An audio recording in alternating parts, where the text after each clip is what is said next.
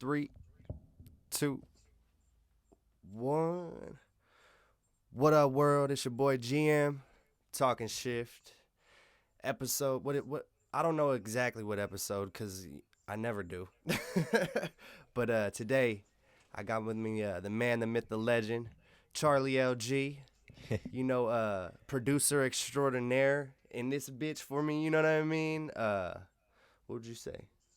I What mean, engineer? I would say engineer more than producer. I mean, you do a lot, man. I try You to. got the waters in here stocked, right? You got you be producing too. That's Yeah, I all. do it, but I just don't like it. I wouldn't consider myself a producer because I don't put things out there for people to hear. Like I feel you. if I I make feel a you. beat, it's for myself. Well, not producer in terms of like a music producer, but producer in terms of like an executive producer. Yeah, I can see for that. like I produce results. that one's still going on. Yeah. I don't know why I said that one hella loud.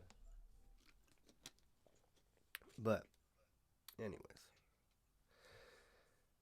do a lot for the podcast. This is our first time ever actually trying to go live with it as well as record the podcast. It's kind of like a precursor to when we finally get cameras up in here. Yeah, I mean, I don't know. I mean, the sound shouldn't pick up though.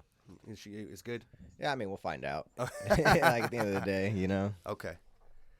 But this actually is going to be kind of weird for me. This is the first time that I'm interviewing not really interviewing because I wouldn't say what we do as an interview. I'd Yeah. say conversating with somebody that I haven't already or that I have already conversated with. Yeah, we straight up chop it up like every time after a show too. So For sure, this for is sure. this is definitely different on both ends. We have like a decompressing session where we kind of like talk about what was going down, how everything went.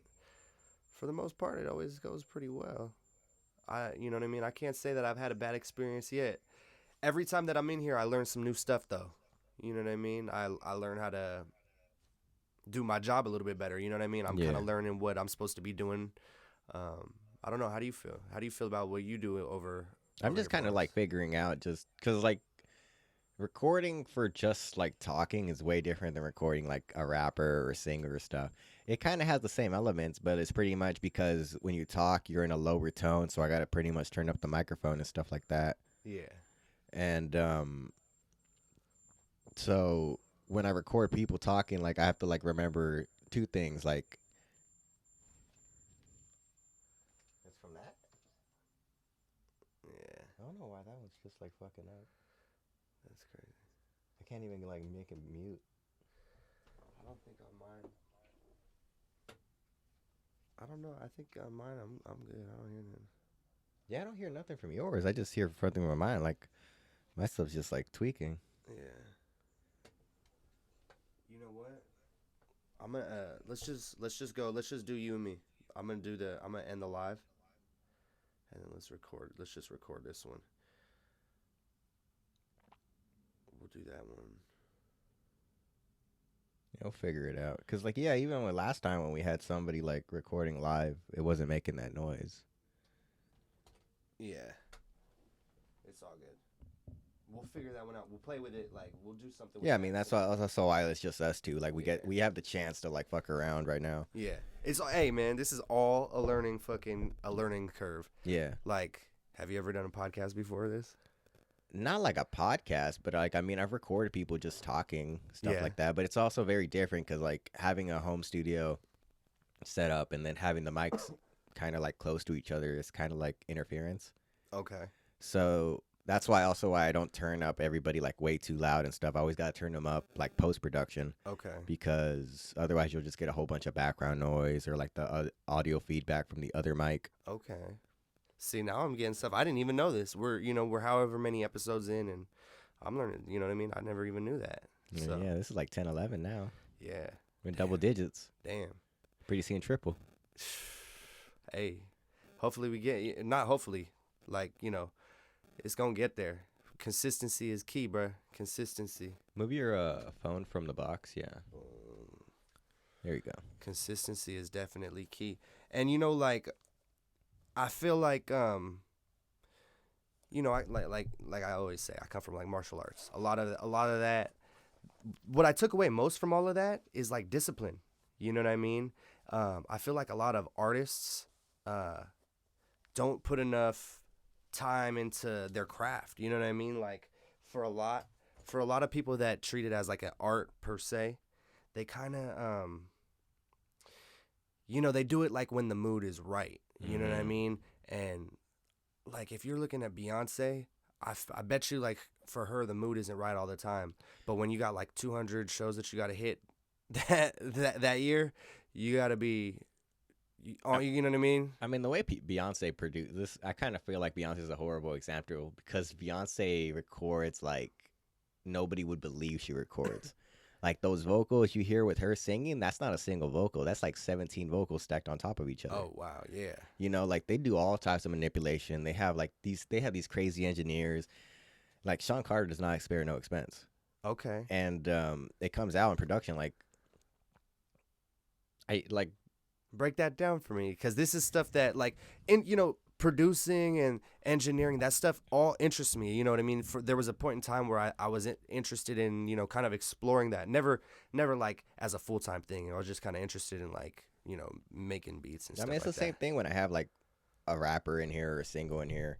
I have him like do the same techniques that she would do, just not in the same like upscale. Like yeah, when after you record like the main vocals, normally you take a couple steps back, lower the microphone, and then you would do your ad-libs, your doubles, depending on the artist and their preference. Okay. And so those would be like the next prevalent like stuff you would hear in your earphones, usually like those end rhymes and stuff like that. So like it emphasizes. Yeah.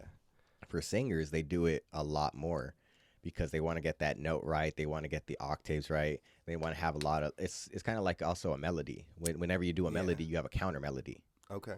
And so when you do that in singing, you kind of have one take of the singer that's very high. You have another one that's very low. You have one that's more in the middle. You have one that's even just talking. So you have all these different levels. So whenever you hear it on the headphone, it comes out much more wide and understandable. So when you're talking about like how he spares no expense, you know what I mean? So like how much do you think he's actually putting in on these songs? Like break that down. Like break down the cost like to the best of your abilities, you know what I mean? Nobody's in there, we're not their accountants, but like I mean, I'm pretty sure every recording session they're spending a good chunk of money, like including the beat, including the engineer, including the time, and possibly if they have writers, they're possibly spending about 6 figures per song. Okay. Per song, and then it's not including promotion and stuff like that. And then that's not even including royalties in the back end. Yeah, no. And then like when they do like promotion and stuff like that, advertising, music videos and stuff, they're in the fucking millions in budgets. Mm-hmm. You know, because for one, I mean, Sean has his own fucking label. He has all this stuff. I don't know if Beyonce and Jay-Z are on the same label. No. I think she got to be on Universal or something like that. She's got to be, right? Yeah, she's got to be on I'm pretty sure they have like a side contract though. So like, because every time she does a show, she doesn't sell like online tickets. Okay. She doesn't sell like, so you can't see a Beyonce show from online, but she keeps her royalties and then puts it out as a DVD. Okay. So then she starts making all her money from like DVD rentals, people who buy the actual DVD, people who buy the copy of the live version, and then Netflix. Yeah. Like so with music being more streamed now than nobody's buying CDs. Yeah. And let's be honest, like who's really even buying the music online? Most of the time people are just going on YouTube and playing it over and over. Yeah. And then so what do you think is like what's as an artist, right? Say a young kid coming up, he wants to explore music. What do you think the best way is to monetize music? There's so many different routes nowadays. You know what I mean? You got, the Sean Carter route, the traditional kind of label route, and then you got people like Chance now where they're like, fuck it, I'll put it all out there for free. I'll give you all my content, and then. But I mean, people have been doing the Chance thing forever. Before Chance, it was Immortal Technique. He literally tells people, go download my album illegally. Mm-hmm. Like, come to my concert, and all those proceeds will go to, like, a third world country and stuff like that. I mean, definitely that he's always done that. But I'm talking about, like, on a mainstream level. Like, I love Immortal Technique. On a mainstream level, you know what I mean? It's just Master P. Master P ruined the game. Okay. He put out so much. He put out quantity over quality. Okay. And so like if you ever listen to any of those like first like 20 Master P albums, essentially, like you'll hear one or two songs that you'll like per He album. flooded the block, He basically. flooded the block. He flooded the scene. He like I could see why UGK and stuff like then didn't get along because when UGK came along, they were trying to produce shock value music. Okay. So like every bar like that Pimp C said was to make you like react, to shock you. Mm-hmm. It might be like a very basic shock, but it worked. You know, it's like pop that pussy for me and shit like that. Like before that, nobody was saying shit like that. Yeah. And it just kind of goes back on like whenever you're an artist, you got to do something that's either gonna the objective for like rap or any music in general is just like getting the consumer or the listener to react. They can react positively or negatively, and it's still a reaction that will cause your music to get played more. Like what's that old saying? All publicity is All good publicity. yeah. Like I mean, NWA took that to heart. The second, like the fucking FBI and shit was. I mean, anybody who's seen Straight Outta Compton now kind of realizes what the fuck that was all about. Mm-hmm. But it just kind of were you alive during that era?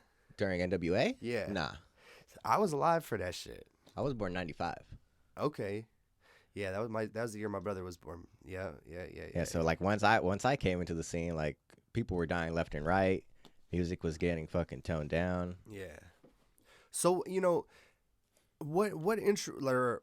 kind of has an interesting model, like as far as the business end of hip hop, that, or like who do you admire, in terms of their business acumen in music? Business? Because one of the reasons I ask is because I just watched this dope ass documentary about Berry Gordy. It was called Hitsville, USA, and it was about the whole Motown Records. Yeah. And basically how he grew the record company, and then how he grew it into an entertainment company where they were even making movies and doing all these different things. So in music overall, Berry Gordy, man, he's definitely an icon, a mogul. Yeah, but who in hip hop do you think that you kind of admire their hustle or the way that they establish their business?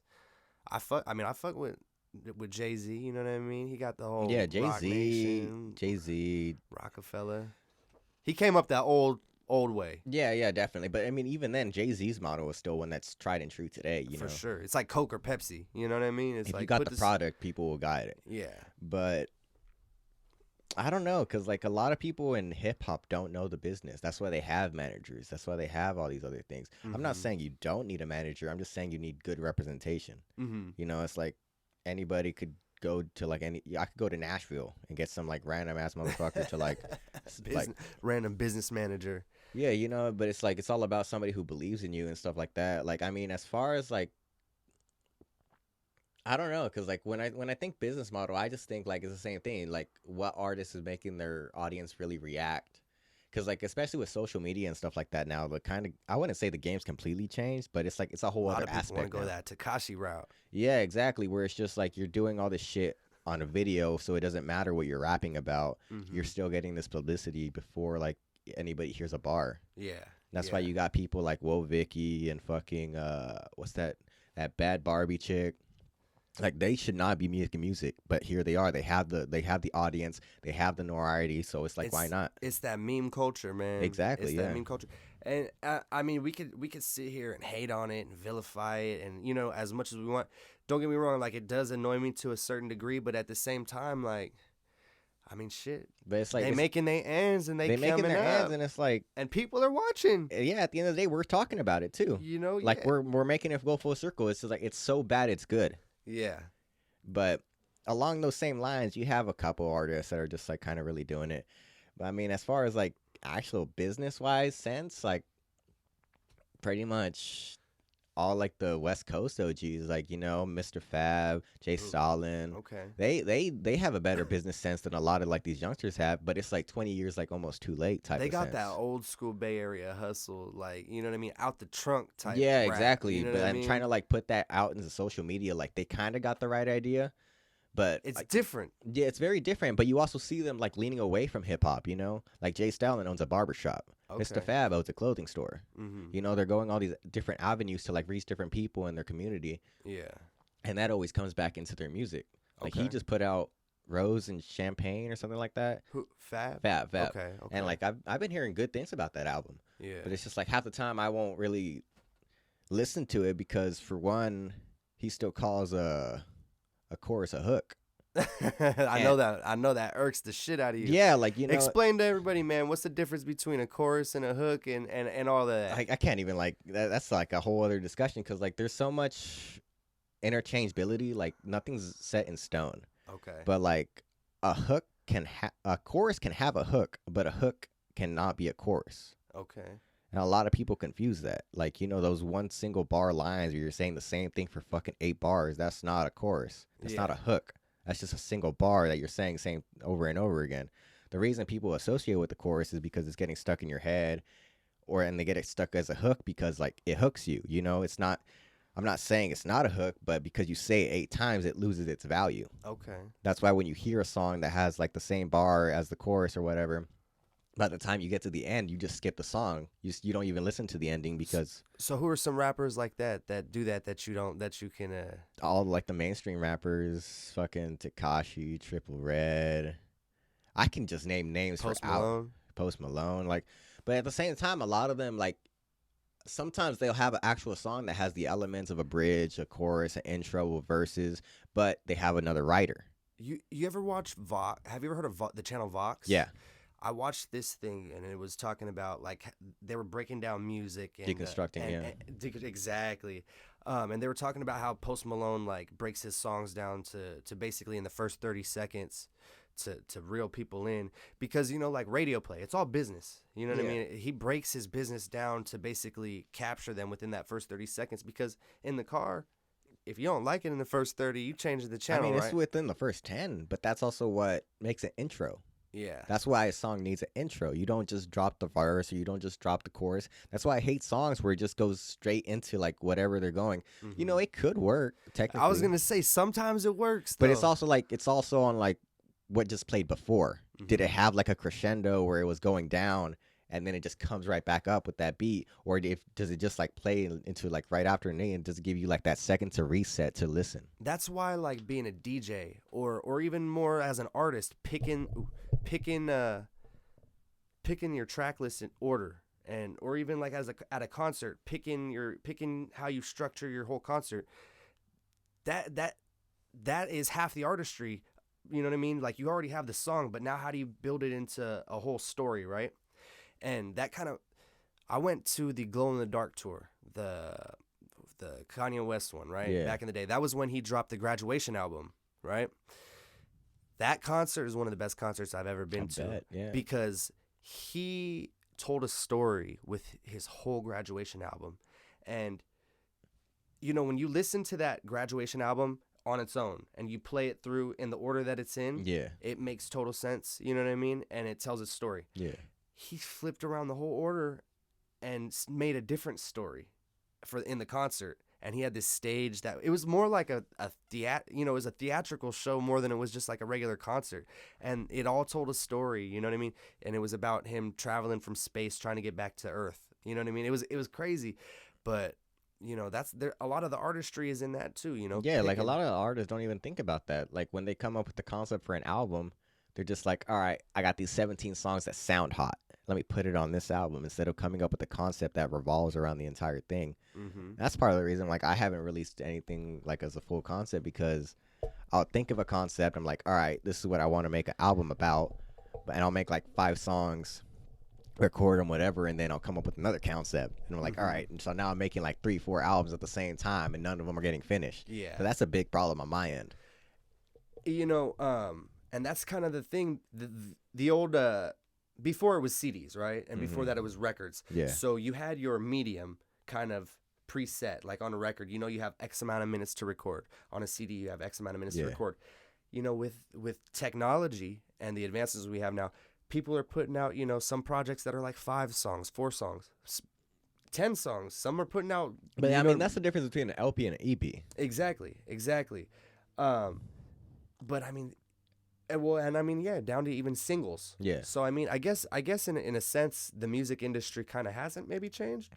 It hasn't, and it has. It's been oversaturated. That's the only thing. There's so many people who have access to like a home studio who want to be this fucking main guy on a stage and stuff. And it's like, for one, you got to remember, there's always going to be a need for opening acts. Mm-hmm. And then 2, it's like, a lot of like it kind of goes back on like our first episode where I'm just saying like a lot of people don't have end goals, you know. They have this big end goal in mind, but they don't have all these smaller goals to like do it, you know. Before you're the main stage act, what are you doing to perfect your act? Here people want exactly. They want the dream, but they don't realize all the fucking work that it takes. Yeah. You know what I mean? Everybody's. It sounds nice to want to be like the UFC champ and hold the belt up, right?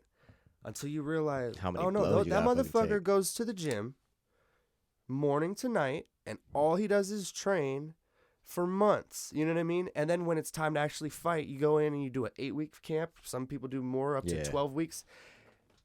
That's the shit that they don't see. They see a dude walking around with a belt, right? And they think that the shit is easy. It's like, It's easy because he worked hard for it. exactly. You know what I mean? A lot of people want some shit that they're not willing to work for. And, you know, talking shift shit, a lot of this is because I want to talk to people that are willing to work for shit. Yeah. You know what I mean?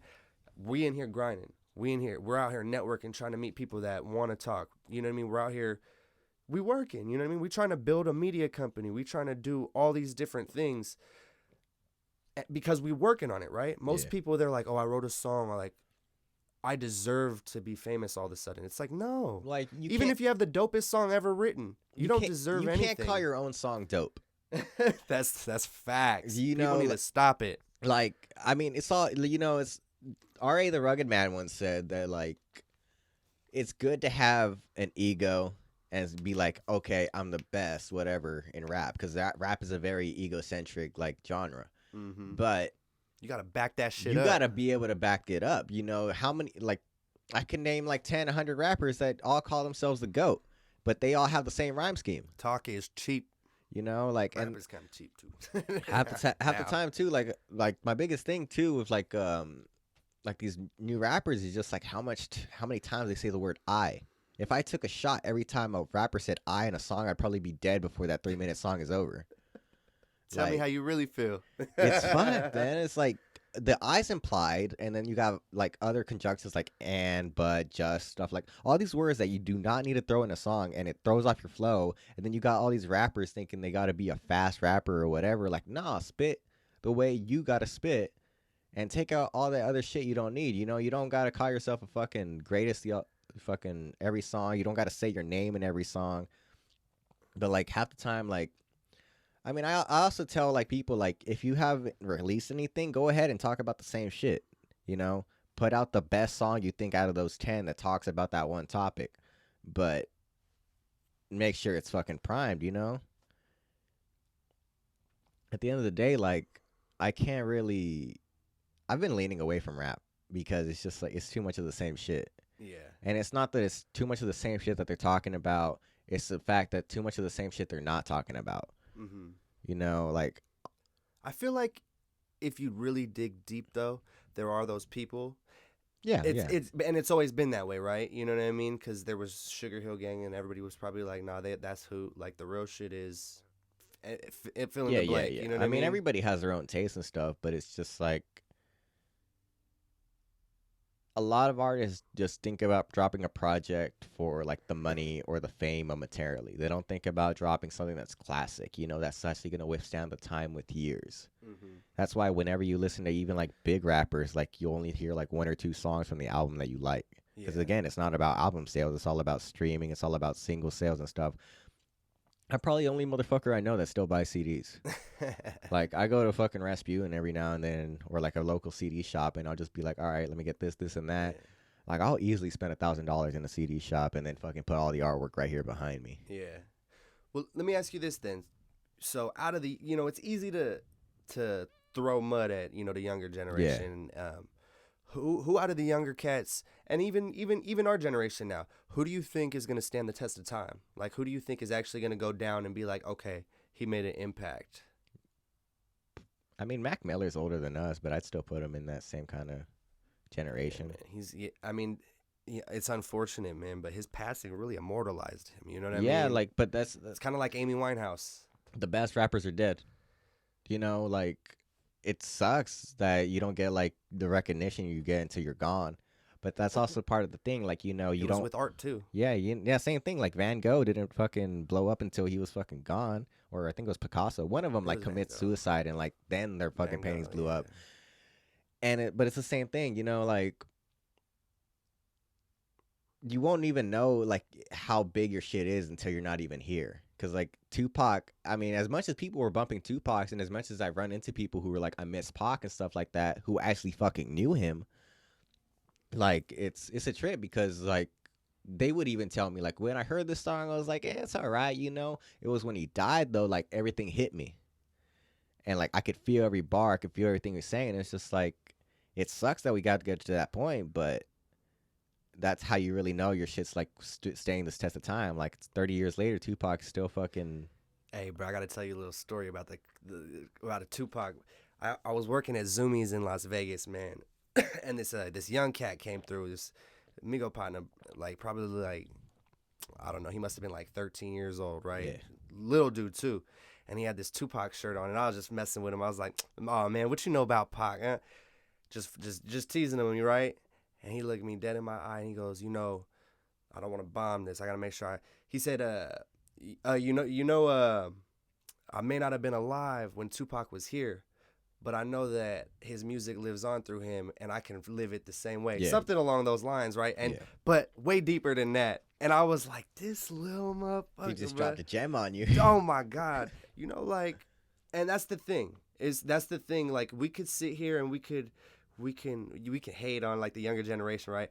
And I used to even like I ain't gonna lie, like when Young Thug first came out, like I was kind of like, oh, he annoying, but he ain't saying shit. And I actually looked up a lot of his lyrics, and I was like, damn, that's actually deep, and that's actually like a gem, like you know what I mean?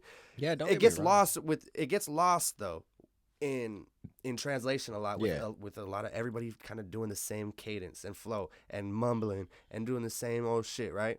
And I get it. But And I get that's all, like the main reason they mumble though is just because like they're not sober. that. That's 100. Like that's the only thing. Like it like the biggest example I could They tell with blinked that. out. Like what the They biggest example I bent. could tell for that is like Red Hot Chili Peppers, right? Under the Bridge. Uh-huh. That talks about heroin and stuff, but they did that song sober. Okay. So it gave them that clear mind. And so when you hear that song, like I had sung that song for my singing recital Okay. because I had to pick a song and like sing it at the end of the class. I made a woman cry because like those lyrics are like hit home and stuff like that.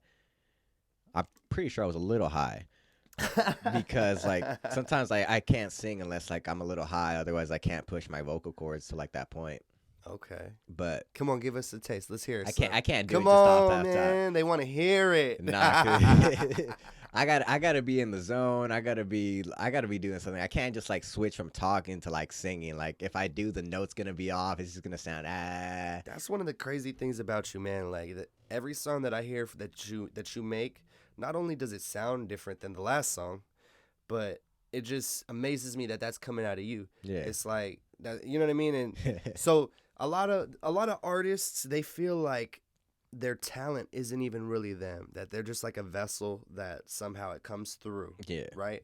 And then some people think the complete opposite. I don't know like what exactly they feel, but do you feel any like kind of along the same lines? It all depends. Like, cause like for the longest time, like I didn't really try to feel anything when I did my music. You know, like I would be a very emotionally shut person. So I wouldn't really be like happy, sad, or anything like that. For like a number of years, I would just kind of like rap about what I was doing, my mindset type of stuff. Mm-hmm. It wasn't until like a couple years later that I was just like, and I figured out what music can be. I was like, nah, I need to dig deep, even if this shit hurts. Yeah. So like sometimes like I'll talk about something where it's just like, dude, like if I'm not careful, this is gonna make me fucking burst pretty much. Like there are a couple times when I'm recording and like I won't scream at the mic, but like there would be so much emotion behind it, like I can't even believe that was me. It's like a cathartic kind of thing, you know what I Yeah, mean? It's yeah. almost like a therapeutic. Exactly. That's my main thing with music, like because for the longest like I would just write, like for every song I record I've probably written 100 songs. Mm-hmm. And that's just like throwaways, stuff like that, just single bars I don't like.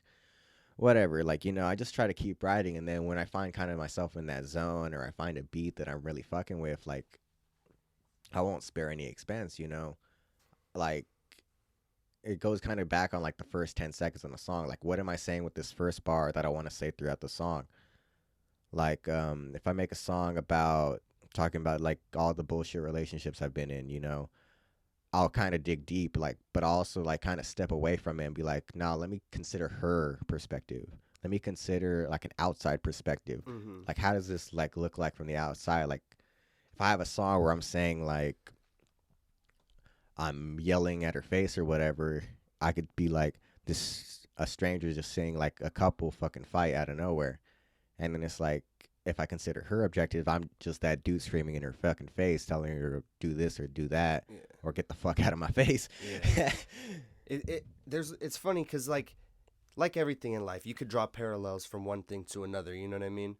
I feel the same way. Kind of your recording process for music Yeah. is kind of like a little bit similar for me in doing this podcasting thing. Like, I feel like when I'm sitting here talking across from somebody, you know what I mean? Like, that's therapeutic.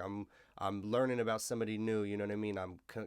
We're making a connection. You know what I mean? We're spending time, trying to delve deeper. Yeah. You know what I mean? And it's crazy. You know what I mean? It takes a lot of different turns, and there's so many things that happened like in this room that I would have never expected to be talking about. You know what I mean? Yeah, Like, straight up. especially with If the these people that I walls would could talk, man.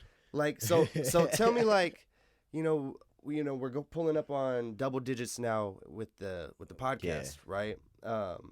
Who kind of stands out thus far, like, as or like who kind of shocked you in terms of like what went on, or maybe was even like different than what you expected? Honestly, I was a little bit shocked when Joe came in here. Okay. Because I've known Unanimous for a couple years. Like, we don't really work like that or anything like that, but I've known about him, and so he's the one that introduced me to like the whole Freestyle King and shit. Like, and I never really knew who like I didn't know all this. Yeah. Like, I would have spoken on it then, but like, we're still getting to know each other. And yeah, shit. Tell me more. I want to know. Like, yeah, like he's the one that kind of introduced me to like the whole Freestyle King, and that's when I started listening and stuff. So when he got dethroned, I was like, who is this cat?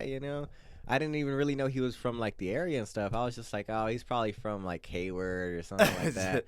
It's always got to be the East Bay. Yeah, because like if have to like for one, it's like here in San Jose, EPA, San Francisco, more or less like you can always find somebody that knows somebody.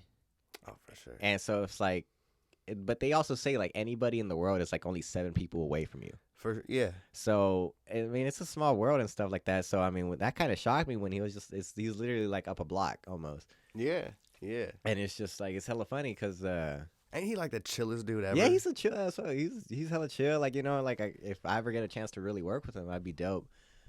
But it's just crazy how like this world just keeps getting smaller and stuff. But like that's like the real like shock. I was just like, really, like. This guy? Like, this guy, like, fucking came all around. It's a full circle, yeah. Yeah. But, I mean, what really, like, I liked was when we got, like, recipes in here. Because my guy Castro. Yeah, because, like, his work ethic is, like, for one, you see it. And then you see the final project, and just, like, he doesn't half-ass shit. Not at all. And, like, when we got in here and we talked about his background, stuff like that, I was like, Rome ain't built in a day type shit, like he came up making like anime drawings, drawing what he wanted and stuff like that. And when I think about when I write my lyrics, sometimes like if I want to write a song that's kind of more in the lines of another genre, I'll kind of find my favorite song from like an artist. Like, like if I want to make a metal type song, I'll listen to like some Slipknot, maybe some Guns N' Roses, maybe some Metallica, some Chevelle, and then I'll find my favorite song by them. And I'll break down their entire song. I'll be like, all right, how did he write this chorus? How did he write his verses? How did he write a bridge? And I'll try to write something similar to that. And I'll write something else that's similar, but in my own style. Yeah. And so that's kind of what I got away from that, because when he was drawing anime coming up and stuff like that, that transitioned to like him being able to like recognize where body parts on the face go, not distortion, but dimensions and stuff like that. Mm-hmm. So it's just like all the little shit that you can learn throughout the years. And that just always makes me think like throughout all the jobs and throughout all the things I've done in my life, it's always helped me in some little way for music, you know? Especially in music when I can compare shit. Like the whole part of rap is like using similes, likes, metaphors and stuff like that. So when I'm able to compare something to like the everyday life that more people often have more in common with than like the hustling or whatever like that. Yeah. It just makes me feel better about my songwriting. Mm-hmm. Like if I can actually talk about a day where I was just like slaving at a 9 to 5, fucking working for McDonald's, flipping fries. That wasn't even supposed to rhyme or that. Yeah. But it just kind of makes me think like this shit again. It goes all full circle. You know, you never know how much experience every little experience does for you. And you know, kind of expanding on that idea, like it's crazy. You can really learn something from everybody you meet. Yeah. You know what I mean? And it's real easy to kind of just write somebody off and dismiss them and just kind of walk by people in life. Yeah. And if you actually stop to talk to them or learn about them, it's amazing, like what you can actually learn. You know what I mean? Like, I mean, that's something that I've learned in here because, you know, like usually I'm kind of aggro and I want to like honk at somebody and like be like, nah, fuck you, blah, blah. But it's made me more open-minded. You know what I mean? It helps me to try to be more understanding. So yeah, man, it's crazy, like crazy what this experience has been so far. You know what I mean? That's what I like about the podcast, because we're bringing in genuine people who have genuine like things to say. I mean, on the street, you know, you might run into somebody that has nothing worthwhile to say or something like that, but that can still teach you how you don't want to speak, how you don't want to act, how you don't want to be. I meet those people every day. Exactly, you know. So like I have a lot of reminders like all across my life. So it's like one thing, like there's this ring that I wear, like it was my stepdad's. I got it from him like when he died and stuff, but I wear it as a reminder not to like remember him, but to remember how I don't want to be as an adult, you know, as a man. Because at the end of the day, like I'm not going to say any bad on him.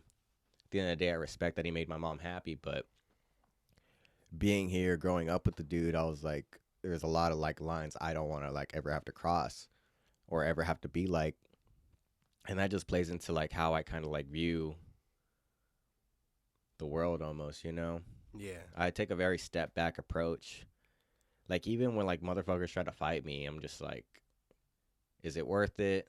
Why do you, like, I try to think like what are you actually fucking mad about? Because it's not about anything I did. Because half the time I'm just a chill ass dude. And if you're really on my face, that's why I carry shit, you know? I feel like at this point in my life, I don't have anything to prove to anybody in terms of like fighting. And I feel like the only way I'm going to fight somebody is if I'm going to get paid for it and in a ring and I get to film it. I mean, last time I fought somebody, it was just because they swung on me first, you know? Yeah. At the end of the day, like, I'm definitely never going to be the guy to swing first unless, like, you catch me really drunk. But like that's a shitload of Hennessy, you know. That's a whole fifth to myself, and then I'll start getting violent. That Hennessy do it. Yeah, right. So would vodka and tequila, you know. That's why, you know, that stereotypical like angry Russian. You know what I mean? Because they just saw too much vodka. Yeah, man. That's why Russians though. That's why I'm glad that I found cannabis, man. Like, cannabis definitely helps make me chill. You know what I mean? Makes me feel a lot more close, a lot more open-minded. Definitely a strong sense of togetherness compared to like alcohol. Alcohol, you can, I don't know. I mean, my biggest thing, like if I'm high and I'm chilling, don't kill my high, because that's what really makes me fucking peeved. Because like I just smoked this whole blunt to the face, spent whatever amount, and now you got to fuck it up. And now you got to fuck it up with some bullshit you came through with. Like, don't come at me sideways on like that, man. I'm trying to chill. I'm trying to enjoy my shit. Yeah. That's all it is. Like, I'm just trying to enjoy the moment. So it's like half the time I'm not even tripping about the next man. Yeah. Like, it's all like we're here to fucking eat, get money, and fucking chill, man. Like, and make podcasts. And make podcasts, you know? like I tell people, like, my whole, like, why don't I like go out more, stuff like that. It's like I'm not trying to go out for one night. I'm trying to go out for months. Yeah. I'm trying to go out for a whole year. And then come back to work. But I'm the same way. That takes like 5 years of work just to get to that one point. You got to build that empire. Exactly. And I'm not one to like want to. I'm all for like a good night, let's play pool like maybe once a month or something like that. But half the time, I'm telling people, now I got this song to record. Now I got this business to run. Now I got this podcast. Now I got this fucking painting. Like I got like, or school or whatever. And just like, I try to keep myself busy because like as much as I love my folks, as much as I got my friends and stuff like that, at the end of the day, they're not making me my money. 100%. They're not paying my rent. They're not paying my bills, and it's just like they're not fulfilling my dream. And if you're not on that same page, man, at some point you gotta it's not just, cut them off, but you know what I mean. You gotta focus on you. yeah. Like half the time, like like in one of the songs on the mixtape, I'm like, my bad for not visiting because it's like I'm not gonna visit. Like I won't even really hit you up. Like I'll reply to you if you text me, but it's like half the time I'm just like.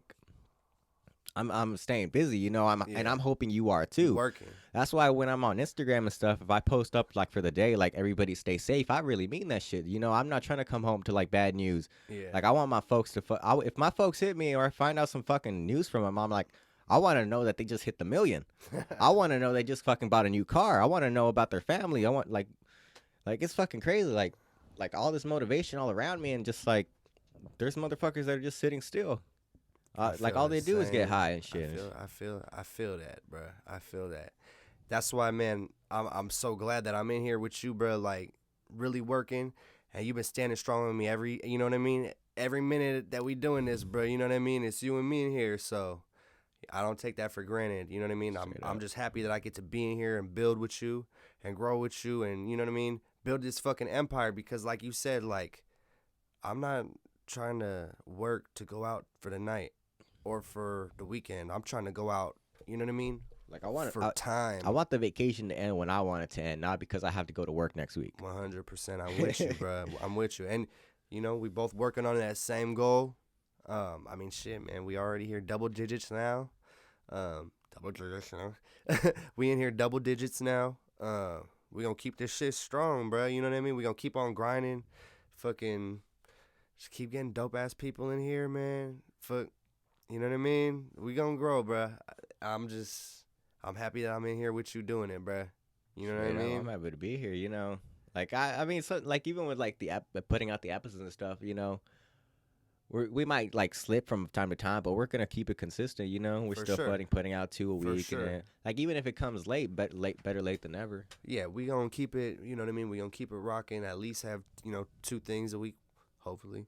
Right. Sometimes if stuff comes up and we out doing stuff, shit happens. Yeah, we got lives too. just like I was gone this last week. Yeah, I was gone. I turned 30. I feel old as fuck. My girl, she took me to San Luis Obispo, got to ride quads, man. It was shout out to her, man. Trin, she been riding with me through some shit, bro. She been rocking me forever, so she hold it down like a motherfucker. I'm grateful for her too. Yeah, that's why I don't even fuck around. Like if it ain't shit like that where they're holding me down and shit like that, like what's the point? I'm not gonna waste my time. I'm definitely not gonna waste my money. 100%, 100%, man. Like sometimes my boys clown on me because I've rejected women. Like even women that want to be friends with benefits and stuff. I'm just like. What value are you bringing? While you single, me? Take that. No, I'll give you that. Shit, no. Sometimes I think about it, bro, just like, for me. shit. No, I'm just fucking with you, bro. But it's just like, half the time, like, if I can't talk to her, like, I don't even want to undress her. I feel it. Like, I feel it. I'm talking to you. Like, I'm looking at your eyes. I'm looking at your face and shit. I'm like. No, you ain't. Shut up. I shit you not. Like, the body, to me, the body comes second. It's all about the mind. 100%. Because a dope mind can be cultivated. And she gotta be hot too, though. No, Shady. I'm fucking around. I was just playing. I mean, like, come off shallow. Beauty's perspective. Like, everybody has a different sense of it. Like, who I find them to be like fucking beautiful might be like that bitch a 5, that bitch a 6. Opinions are like assholes, man. Exactly. Everybody got one. I mean, shit. It's just hella funny though, like, cause especially when I'm on Instagram, it's hella funny because I see all this shit. I see the happy couples. And then I see the people I know are going to break up.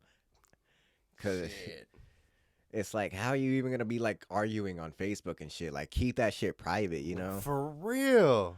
That's like the same people that want to go argue in public. It's like, bro, go take that shit to your house, bro. They're like rappers, that, man. They're looking for a reaction. man, that's another rabbit hole, man. We don't need to go down, bro. Shit. What's up with you, man? You got any projects, anything coming out? Anything you want to let people know about? I mean, shit. Like I'm just on the YouTube right now. We're just trying to put out singles. Okay. Like we're just gonna put out singles until like we come out with the second mixtape, and then at the same time we put out the second mixtape, we're gonna put out a double EP or LP, whichever's the shorter one. I don't even remember off. Who you working on that with? With my boy Big Al.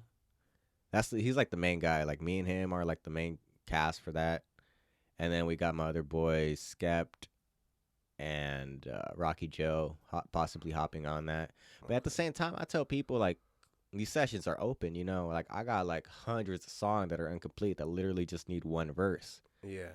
And it's like half the time I tell people like, if you're gonna get on this song, for one, I'm gonna fucking proofread your lyrics.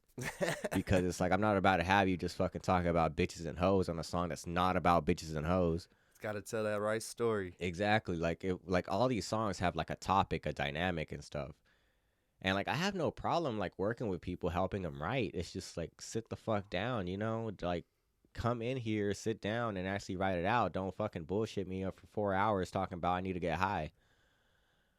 Hey man, sometimes I need to smoke. Yeah, but it's like we had 4 hours, you know, like like you could have like I literally had people like playing with the pencil for like an hour just because they can't think of the lyric. Like I'm like, I've definitely done that. Guilty. but I mean there's like but I've fine been written lines. in like 10 years, so like if you can't write, don't force yourself, you know. Don't stay in here for three more hours bullshitting. Yeah. Like neither one of us want that. We both got shit to do. Yeah. You know, if you're saying you're a hustler, like don't fucking be lazy when they fucking call you at 12 a.m. Because obviously you're not fucking hustling.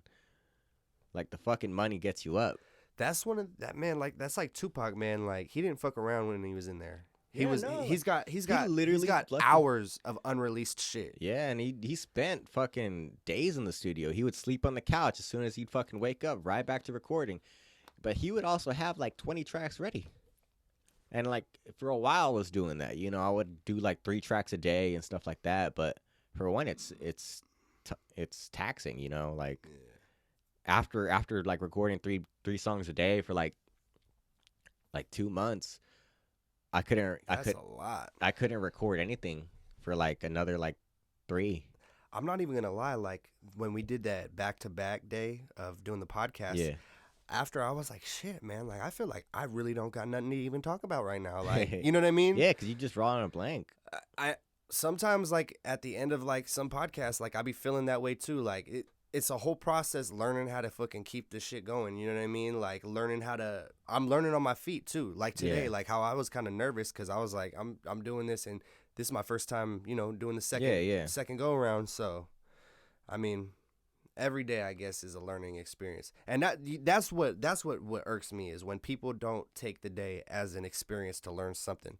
Like if you really just go throughout your day and like you just want to be on Instagram to see like the dumb shit news and then you want to go home and watch some dumbass TV show that's just make believe and then you go to sleep, that's wasting your time. Like you could spend that time and I'm not trying to be a preacher, you know what I mean, but like learn something. Like it's so refreshing to just learn something. If like one of the biggest things I tell people, like if you can improve yourself only 1% today, do it, because after 100 days you'll be 100% better than you were fucking whenever ago. 100. And if you can improve like 1% every fucking day, like there's no fucking telling your limit. You know, but I mean, some days like I'm fucked off. You know, some days I don't want to get out of bed. Some days I spend like too much time on like TV or whatever. Like I'll put on a random movie that I haven't seen because I don't watch movies. Yeah. And then I'll like, even though I tell myself I don't need to watch this movie, I'll spend 2 hours. You know. Yeah. Just like fucking around in and out of the fucking thing, doing other shit, but I'm still coming back to sit down and watch this movie, wasting 2 hours. Yeah. But like catching yourself in the act is a big thing, you know, knowing that you have to like get better is a big thing, but at the same time, thinking about it uses just as much energy as doing it. I gotta say that I definitely agree, and I think on that note, learning how to get better. I think that everybody needs to kind of take note of that, and I think that's like a good note to let everybody know. Tell her, I mean, you're gonna put your all your info in the bottom. You put yours on Yeah. everyone, but let them know where to catch all your music stuff. What YouTube channel? The YouTube channel is on AGH Central. So is the Instagram. That's for like more of the music stuff. For my personal stuff, it's Charlie L.G. 178. And then for the tattoo shop, it's Silva's Tattoo _ piercing. And if somebody wants to hit you up about getting in the studio and doing some music, where should they holla at you? Yeah, just hit me up on Instagram. Like, Slide through the DMs. yeah, just slide through the DMs. Like, don't need to be fucking nervous. I mean, the worst thing I'm gonna tell you is like I can't today or something. Yeah. At the end of the day, like, I got no problem recording people. Half the time, I only charge like $10 an hour because like Don't put no prices out. but I mean, I'm not even doing that right now. Like Yeah. before, that was like a year ago. I do that just because like I was trying to like just separate people. Like, if you're not serious enough to drop $10 an hour, then obviously you're not serious about being an artist. Because For sure. $10 is a dime. $10 ain't shit. Yeah. You can't even buy a real meal with $10 Yeah. anymore. 100. My nigga. All right, bro. Charlie L.G, AGH Central. We out here. And he in here every day with me, y'all. So he like you like the powerful Jamie Vernon from Joe Rogan, bud. Hey, man. Hey, we need y'all to go hop on there and subscribe, bro. We're trying to get the Talkingshift URL. And in order to do that, we need 100 subscribers. So if everybody that has a YouTube account, if you guys could go to Talkingshift channel, follow us, get active on there, like it, comment, subscribe, Instagram, Talkingshift. We out here. GM, Charlie LG. Yeah. We own it.